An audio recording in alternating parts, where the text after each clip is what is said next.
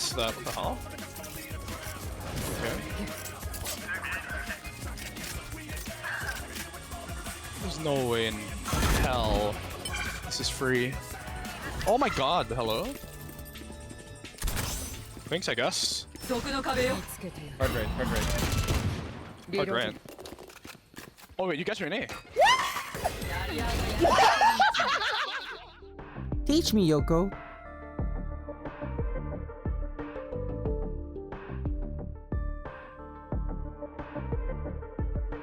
Not easy, is it? They always say, just don't miss, Lamau. You've probably seen highlights and clips of your favorite streamer or esports player cranking 180s, quick flicking headshots, and pulling insane clutches, and you wish you had just a fraction of that so you can climb the ranks of your FPS and get out of your hard stuck rank. Hello Foxtrot, it's me again, and welcome to another episode of Teach Me Yoko. This time, I will be doing my best to help you with a technique used mainly in games like CS and Valorant, where accuracy is affected by your movement and where generally, staying still means more accurate shots. Now, on the surface, you might be thinking, Inari, my game is not CS-like, this cannot help. And you're right. Counter-Strike and Valorant aiming mechanics on paper should not have any use in non-CS shooters because in games like, say, Rainbow Six Siege, Apex Legends, Cyberpunk 2077, moving has no impact on your accuracy, mostly anyway. Now remember what I said in episode 3 of Teach Me Yoko? Slow is smooth, smooth is fast. That philosophy applies especially here in games with shooting mechanics. Let's break it down exactly how that works.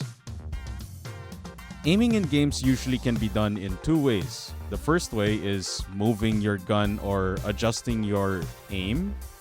And this is typically done with your mouse or your right analog stick on your controller. This way is the first and most common way, while the second is by moving your character while keeping your crosshair centered on the general direction where you want your shots to go.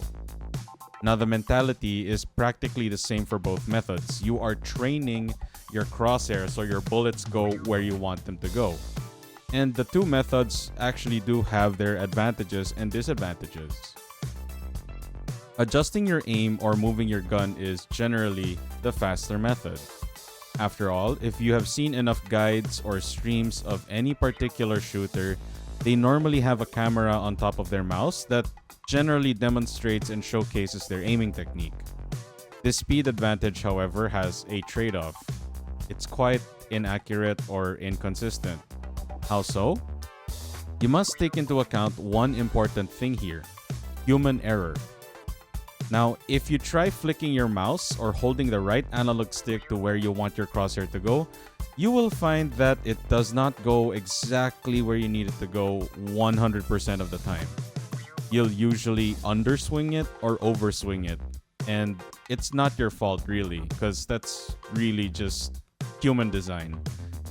To give an example, even the best Tekken players that spend hours on end practicing perfect electrics will end up throwing 1 or 2 normal god fists out of maybe 20 or 10 in a row. Now, moving is very accurate because across many, if not all games, the movement variable is always constant in these shooters. Your character doesn't really accelerate.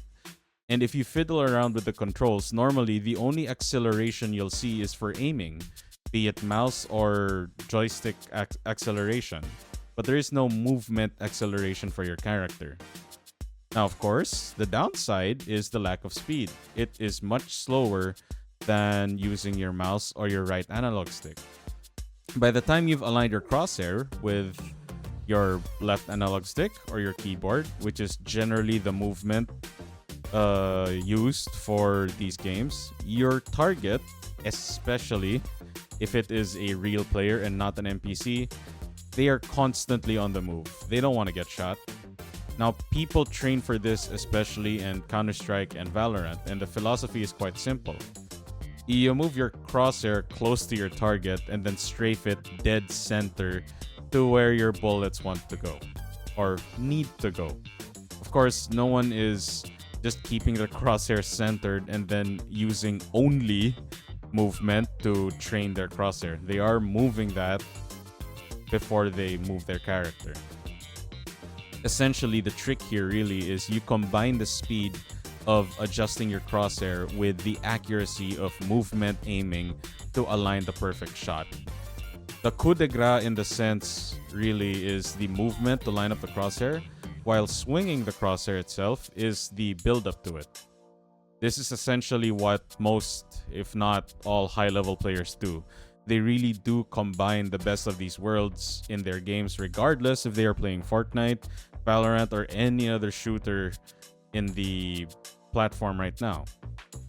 It really is that. They combine the speed of mouse or right analog stick aiming, and then they combine that with the slow but very precise accuracy of movement aiming, which is usually done through strafing. That's on your keyboard or your left analog stick. Hope this very brief video was able to help you land your shots more consistently and more accurately, Foxtrot. Just like I mentioned before, slow is smooth, smooth is fast, and that can really be applied when you are trying to learn this technique. Take it slowly. Lab. Do not try to rush in mastering this technique. After all, mastery is understanding all aspects of basic fundamentals. It's not about learning the expert stuff. Take care and have fun gaming, Foxtrot.